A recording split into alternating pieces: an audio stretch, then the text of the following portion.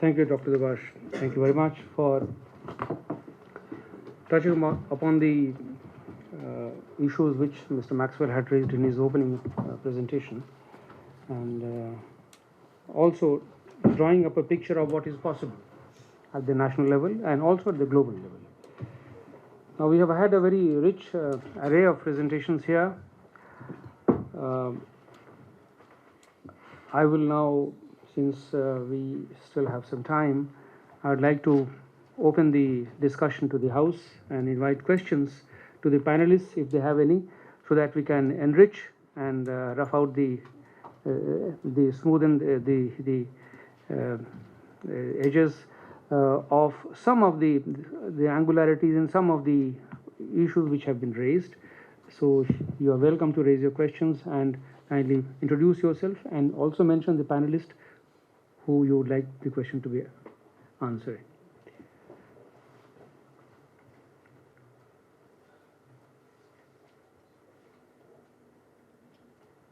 I'm Diljit Singh. I work for the Center for Energy, Environment and Resources. My question really is for you, Mr. Rashmi. Navroz has laid out, some really good ideas about what are the things we need to look at. But you've been in government, so that's why I'm addressing this question to you. What is the likelihood that any of this will happen? I mean, if we look at how government, and I'm not talking about just this government, but our governments, how they've behaved, and what issues we are looking at. I mean, if you look at what's happening in Maharashtra today, etc., etc., what are the things that are in the news? What is the likelihood that any of this will happen, even a fraction of this will happen? And how do we, if we do want to do it, what do we need to do? Well, I would have liked to come in at the end, not at the beginning, because I thought the panelists are much more important than what I am going to say. But I'll address this very shortly. The short answer is, Mr. Navroj Dubas did mention about the climate change discourse developing into a discourse on climate crisis, at least at the global level. At the national level, whether this will happen or not depends on how we allow the policy making to at different levels to speak to each other. We have a developmental challenge. We also have a climate challenge now. And fortunately, the discourse on climate has advanced, thanks to the efforts of intellectuals and people at the grassroots, the ground level, and people who are affected by climate change. If we bring them into the mainstream, it is only then that the climate change discourse will actually get upscaled. Unfortunately, we have focused attention only on the central government policy making. The entire policy making effort, at least as far as in the area of climate change, has been limited to the policy making at the central government level. We have not involved the state governments as much as we should, and their involvement requires a different kind of engagement. It is about providing them financial resources to meet the challenges to grow while addressing the climate change issues. So the answer actually lies in developing a growth strategy, which Dr. Saha referred and Navroz also referred, in developing a strategy which brings us benefits in terms of climate. This has started happening. Pollution, for example, you can look at the pollution issue. Everybody is concerned about this, not just people in Delhi, but outside Delhi as well. But if we are able to convert this opportunity into a climate change policy, I think we will succeed, and hopefully positive movement has taken place. Any other question?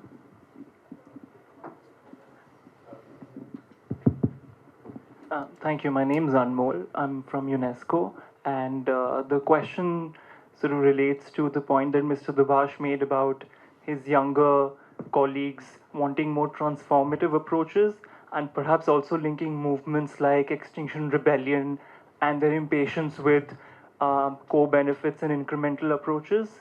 So I wanted to understand from the panel's experience on how acceptable transformative approaches are, perhaps even on the ground, how keen is the community on accepting and implementing those, and what are the possible pitfalls you think that lie there that perhaps haven't been thought through? Thank you. Your question is addressed to Dr. Debash? Yes, Or just a comment? Okay. Any other question? Thomas? I have one question and one comment, but I'll keep it very brief.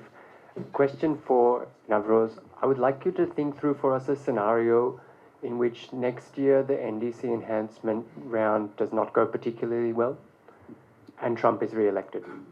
What happens to global climate governance, and how do you think India should react to this scenario? Comment is, I think one of the problems with the emissions gap report is that it focuses on emissions. It doesn't look at what is driving the underlying change, growth in emissions. So we misinterpreted what was happening in 2014, 15 and 16 because we didn't see industrial recession in China. We're probably misinterpreting what happens in 17, 18 because we didn't see the Trump tax cut and Chinese stimulus reinflating the world economy. So my plea for the emissions gap report would be stop talking about emissions and start talking about transition. What is happening in the underlying economy? So that's a comment. Okay. Aman? Thank you, sir. Damandeep from CDP. My question is for Dr. Maxwell. You mentioned about border tax adjustments and so on, but how big a threat is it really? And secondly, do you think, and nobody spoke about the big investors of the world now trying to get into the climate change action and so on, do you think the investors have a role, and do you think they'll save us from this big challenge? Thank you. Yes, the gentleman. My name is Gitesh and I'm a freelance journalist. So I had this a small question with the panel. So I mean, whoever could answer. The power sector still is dominated by coal being the source 60% and hydroelectricity 0.08 in India. I'm talking about, and renewables like 3.24. But recently the cabinet had approved that. I mean, the government saves its.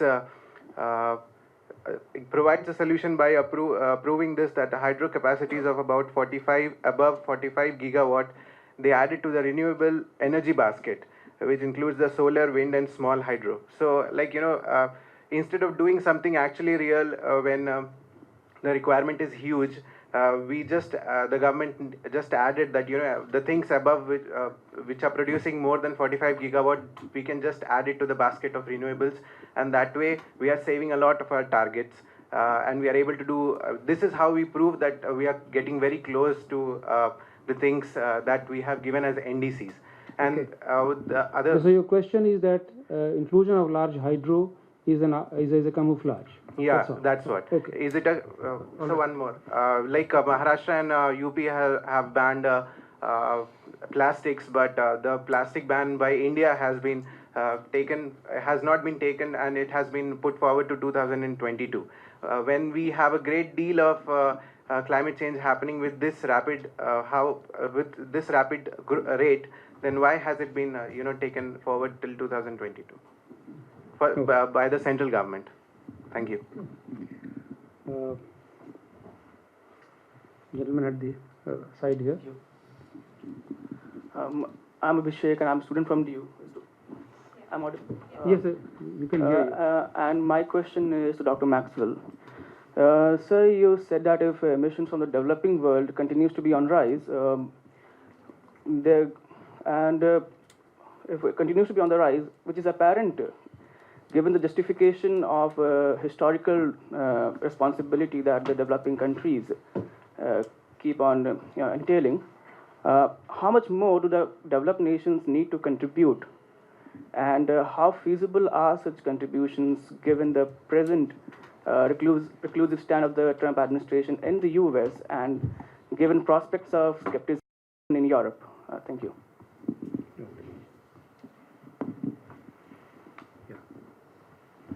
Hi, my name is Saurabh. I'm a PhD candidate at Jawaharlal Nehru University. My question is to Dr. Maxwell. You referred towards the end part of your presentation that the Green New Deal sort of comes with the added caveat about how the use of hard power can be a very legit option for most of the countries, especially in European Union.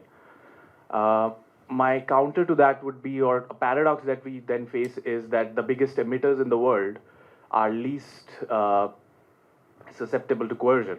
So how do you work that sort of paradox out? Because the biggest countries like in Africa and most of this global south aren't really the biggest emitters out there.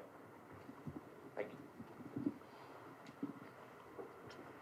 I see no more questions. Dr. Maxwell, you had 3 pointed questions at you. One was about there were 2 questions on the border taxes. I think they are more or less similar. Okay, what is the place which you see for the carbon taxes in the New Deal? And then there was one more question on the transformative approach. If you want to handle that, you're welcome. Let me also say something, if I may, about the drivers of change, which I think is really interesting. You know, the last election, the one before that in the UK, climate change was a tiny little thing. Now it's absolutely centre of many of the party manifestos. And the question is, what's happened? And when we in the climate change and development world look at what are the big drivers of change, one is there's nothing like a big disaster really to focus people's minds. You know, the Amazon is one. Flooding, we've had a lot of flooding in the UK this year. We've had some big extreme weather events, and we know from looking at many countries, when that happens, politicians start to take things really seriously. The second is telling a positive story. If you're constantly on television telling people, oh, we're not doing it, the emissions gap report is really depressing, people who win the case make it in terms of new jobs, new industries, new competitive advantage, battery plants, you know, things that will actually change people's lives and make it attractive to them. And then the third is the question of how you change the public mood. And I don't know whether Greta Thunberg is as big a star in India as she is in Europe, but I have 6 grandchildren, and many of them think Greta Thunberg is God. You know, I mean, they absolutely devour her work, and it raises a huge amount of political pressure, especially from young people. Extinction Rebellion, people gluing themselves to pavements and to buildings. It's impossible to escape this conversation.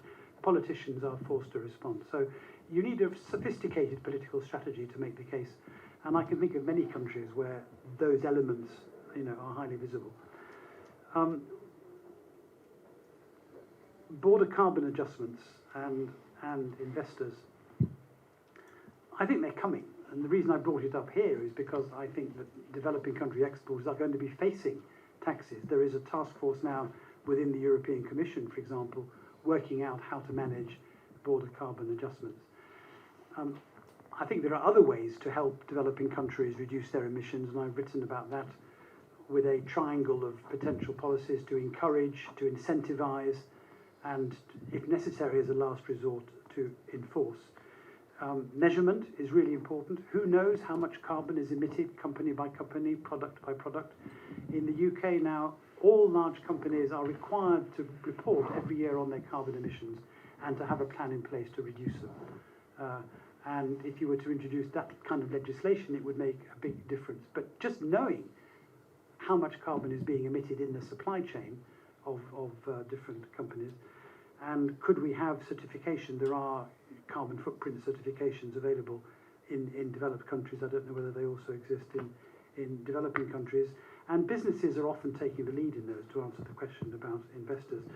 But the issue with certification is you can measure your Scope 1 emissions, which are what you do inside your factory. You can measure with difficulty Scope 2, which is the energy that comes into your factory from outside. But often the biggest carbon footprint is the Scope 3 emissions, which are your long, complex, difficult supply chains. And we've had a workshop on that at ODI on can you certify you know, a pair of shoes, a pair of trainers, or can you only certify Nike, for example? And there's a lot of debate about that. But make no mistake, I think tighter regulation is coming, and for any country that exports and can't show that it has a carbon tax of $100 a tonne or some other measure to incentivize reduced carbon will be in trouble. what are we going to do about the fact that the problem lies with the rich countries and the big emitters really aren't subject to pressure? People are really scared about climate change, first of all. And so you have, I think this is a fascinating question for India's negotiating strategy. You know, what levers can you pull that will change people's minds? Navroz's chart is alarming. At least 3 extra gigatons by 2030 from India. So how are we going to manage that? And what do you need in order to produce a really ambitious conditional NDC in 2020? And is a money transfer enough to do it, or what else do you need? And that's why I asked at the end of my presentation, what does India need? What does India want? Are you simply going to draw up the drawbridge, as I think Navroz said, or are you going to have something which is much more demanding of developed countries? Money, yes, but also technology, market access, migration rules, who knows what else. So I think that's the conversation we need to be having, and we can't hide behind voluntary emissions for the next 10 years.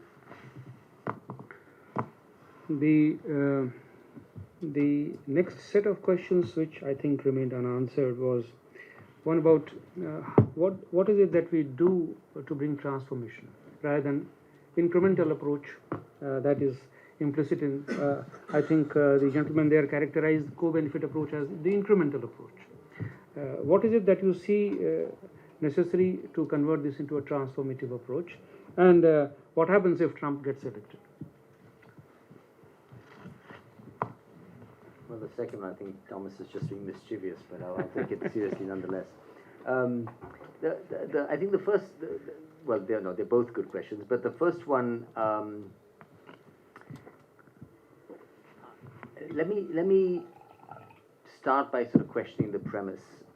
So it's clear that you actually started by talking about Extinction Rebellion and sort of some voices in India calling for more transformative change. It was very interesting. We actually had when we had the release of the book that Simon was nice enough to wave around last week, there was an active debate between one person who said that climate change is a qualitatively different kind of challenge from other environmental issues, and another person who said that he's very worried about the language of climate emergency and climate crisis, because it then calls for a step up in state power to address this in ways where that state power may be used in all kinds of unaccountable ways that then actually further disempower those who are powerless and at the bottom of the heap. So I thought it was an interesting way of thinking about both the sort of the how compelling the climate emergency story is, but also about what does it mean to ramp up the press the alarm bell when you don't have a government machinery that is necessarily able to respond in the way that you would like to see. So the conversations we've had internally, to my mind, I continue to feel that we have to raise the alarm, but that doesn't necessarily diminish the co-benefits argument as a useful way in. And here in India, I would really question the premise that it is necessarily incremental. I mean, I showed that transport slide. You're not going to solve mobility issues in urban India through incremental means. You're not going to solve air pollution through incremental means. The scale of our local environmental challenges is just so big that they demand transformation in and of themselves. So I would resist the conflation of co-benefits and incrementalism. But we can go beyond that to, and Simon, picking up on something Simon said at the end of his talk, we've had a few whispers here in India about a Green New Deal kind of story. And in some ways, India is ripe for that conversation, because our local environmental pollution and environmental problems are just so bad, and our job needs are just so high, and our inequality situation is so poor, that if you think of a Green New Deal as a way of, in a step function way, trying to address all three of those challenges by harnessing large amounts of money and thinking about strategic investment that allow you to address all three of these things together, then I think that the scope for that kind of conversation is really ripe in India. So that's another sort of way of thinking about the transformation story. Can I add one thing on transformation? Please. Are you moving on to a different topic? I am. Please go ahead. Just quickly, when people started talking about the Green New Deal, I went back and read a biography of Franklin D. Roosevelt and read about the New Deal, and then tried to carry it forward to the discussions we've had over the last decade with developing countries and in the UK. A really important part of the original New Deal is what you do about the losers. And we always talk about the need for changing this, changing that, developing this, developing that, and of course co-benefits really important, new jobs really important. But the UK coal mining communities were really decimated by the decision of Mrs. Thatcher to close down the coal industry, and there was not enough effort put into finding better jobs and better opportunities for people. So if you then look at a lot of the criticisms of FDR's New Deal were that, for example, blacks and women were rather left out, and Alexandria Ocasio-Cortez's new Green Deal has a lot in it about reaching vulnerable groups, about providing better social protection for people. And that's also very much the case in the UK debate. What do we do about the forgotten towns? And I think it's almost impossible to imagine any country going through the kinds of rapid transition, however ambitious, without taking serious account of disruption and losers. And that's what planning is really about, is managing change. Just quickly come back to the second question. Yeah. So the second question, I'm actually going to start with Thomas's comment, where I agree that the problem, one of the, and I was gently trying to suggest this, one of the limitations of the emissions gap report is that it does look at emissions. And in another context, also in the IPCC, there's a constant debate where people say, well, the IPCC can't solve the world's problems, we have to focus on emissions. And it's hard to actually imagine solving the emissions problem without thinking about broader patterns of economic growth, structural change, jobs, industrialization, and so on and so forth. So there's kind of a very slow dragging of long-time climate people, both on the science side as well as on the activist side, into a broader framing. And I think it's necessary to do, but it's a long and slow process. I actually think that it is quite likely, certainly, that the NDC enhancement process will be fairly limp. And it's also possible that Trump will get I would like to think that the probability there is lower than of the first one. But in a sense, I think we have to change the benchmarks of success. So I've long felt that the global regime is too obsessed with getting countries to tell them what to tell them, to tell us all what they will do, instead of just going ahead and doing it. And so the language of ambition is also a strange language, because if a country is in fact truly ambitious and puts out a stretch target and fails to meet it, it gets beaten up. If a country puts out a low target and over-complies, it gets beaten up because it's not being ambitious enough. Right? So there's no real winning. So there's no real winning with this.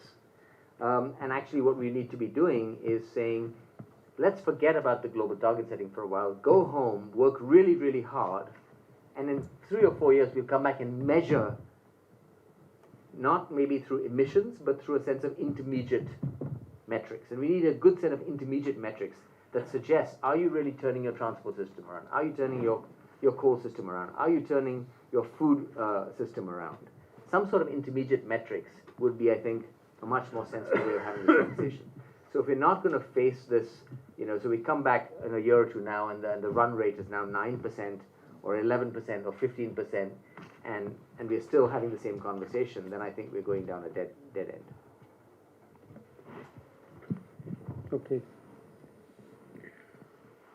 We have already run out of our time, so... Will you, when you sum up, answer my question, what can the world expect of India in 2020?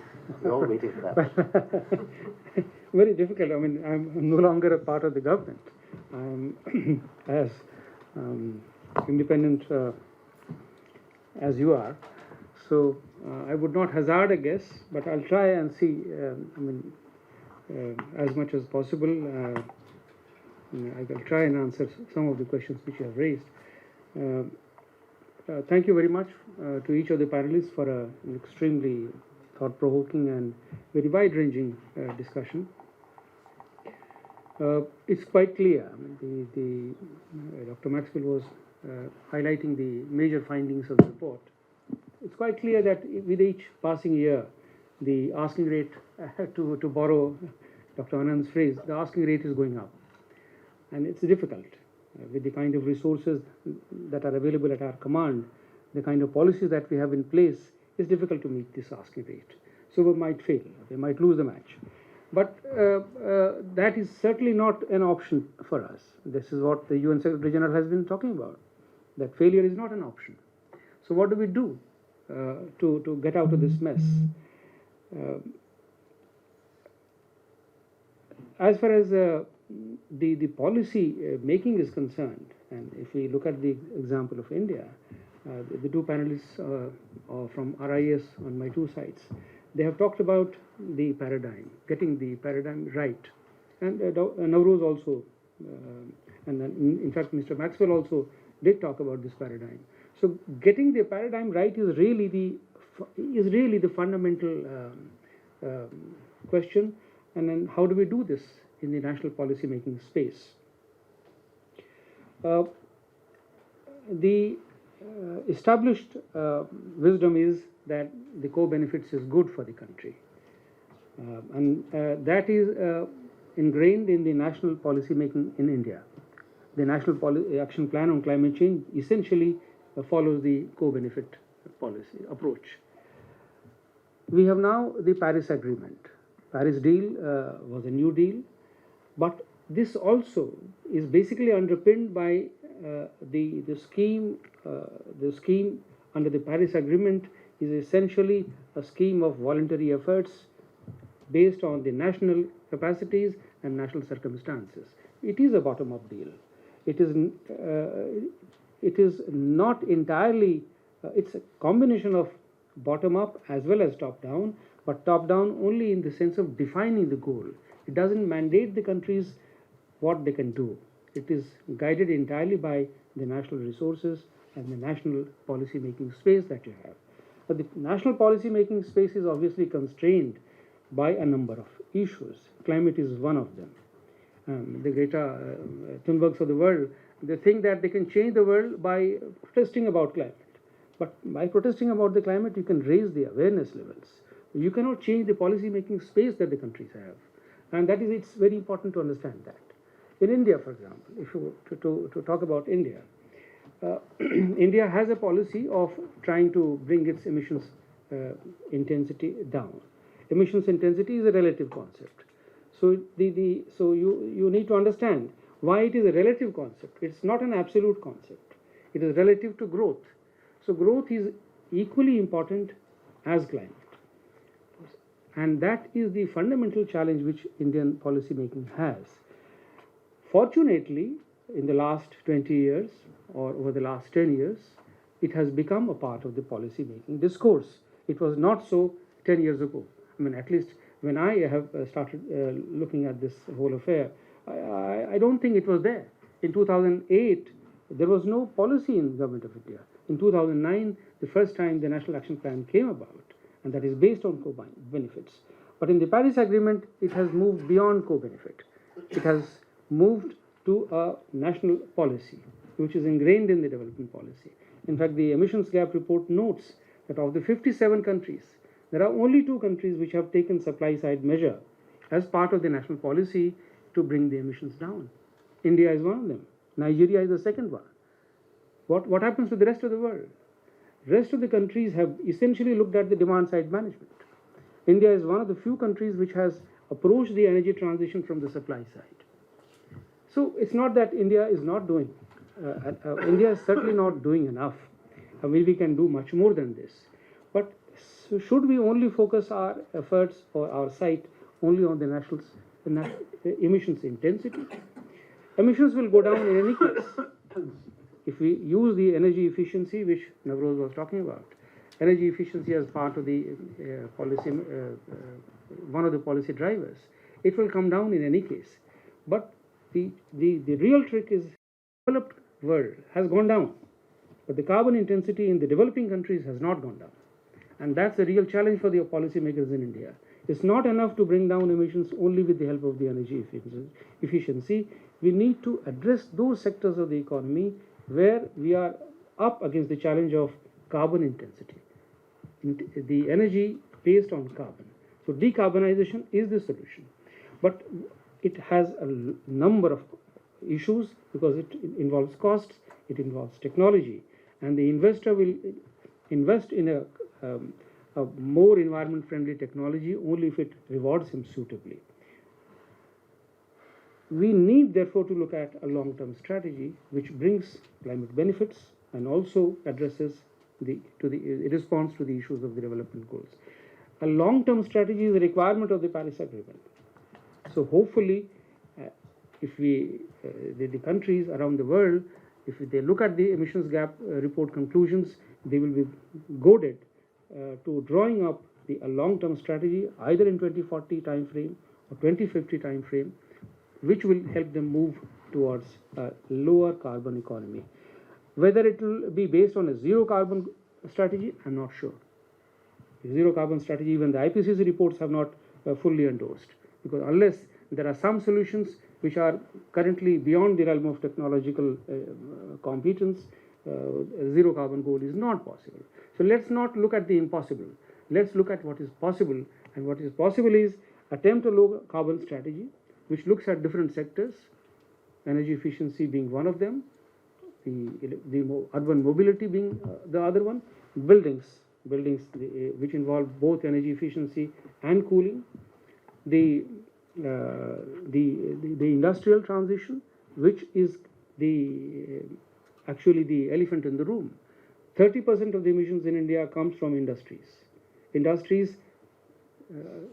not only for the purpose of energy but other industrial processes as well. And there are currently there are no cost-effective technologies which can handle these emissions, and not only for India, even at the global level. So, what is it that India can do in a given situation like this, where the emissions gap report says that India should raise its NDC by 15% more? I think we, as I was trying to suggest, that we need to take our sights away from the one single target of emissions. We need to look at the sectoral strategies of growth, and they will yield much larger results over 10 years or 20 years. It's possible to quantify those emissions, but we need to broaden the sectors which are covered. Energy is already covered in our policy, so we are having energy transition, but we need to have industrial transition, we need to have a transition in the water sector, in the urban mobility, in the infrastructure sector. And it's possible to do that. I think the general consensus in the country is that we should be able to do this. Finally, to come back to the issue of the carbon footprint of the corporates, which is implicit in the new global deal that we're talking about. I think it's, to my mind, it's a tough call, because when we talk about carbon footprint only for the corporates, we are talking about a trade issue. We are not talking about an environmental issue as such. This interface between environment and trade has been a bone of contention in the climate negotiations for a very long time. In fact, there is one clause in the UNFCCC itself which bars unilateral trade action in the name of climate. But we have forgotten this, it has fallen by the wayside. If we ever talk about carbon taxes as part of the global deal to drive the countries to raise their ambition, I think we will be entering the same old phase of trade negotiations in climate, and I think we'll be heading nowhere. It is important that the countries understand their carbon footprint rather than forcing the corporates to do so. The corporates will do it only because of economic considerations, entirely based on the market, how the markets play out. But it is SDG goal 12, which talks about consumption and production patterns. Nobody has talked about that. So carbon footprint at the country level, the national level, is extremely important. I'm grateful to Mr. Maxwell for having agreed to the concept of consumption-based estimate of the emissions. It is an extremely important remark that he has made. But do you know how the inventories are produced currently under the UNFCCC? They're all production-based. And production-based completely takes away the consumption part. Nobody talks about the carbon footprint of the country, because the embedded carbon comes to you in form of trade. So if you ever change the inventory calculation mechanism, perhaps you will be able to look at the consumption part. He was himself admitting that UK's emissions, if you look at the carbon print, has not declined for the last so many years. But if you look at the inventory of UK, it has declined. UK is claiming that it is one of the most environment friendly countries, and it has the most advanced climate policies in the EU. But if you look at the consumption estimates of UK, it is the same as it was 20 years ago. So we need to change the way we calculate our inventories. Hopefully there will be some negotiation on this. Hopefully this will be part of the new climate deal. So the short point of this emissions gap report is that the challenge is really huge. Fortunately, there is a larger awareness of this challenge, but we certainly need to transform. Fully agreeing with the gentleman there that the approach needs to be transformative. This transformation must take place at the sectoral level within the national policy making space. A global deal based on a least cost option is not going to work, because in the global deal we don't differentiate between the burden sharing. If you reopen the burden sharing debate again, we will be going back beyond Paris, and I think we should avoid making the same mistakes which we have done in the past. So really, the national policy based on a sectoral growth strategy as part of longer term ambition, I think is the real answer. Thank you very much. And at the end, I must thank the panelists once again, Dr. Subhash, Dr. Maxwell, who has taken the trouble of flying down to India, Dr. Saha and Dr. Anand. So I thank them, and all of you who have patiently heard us and participated in this discussion. Thank you very much.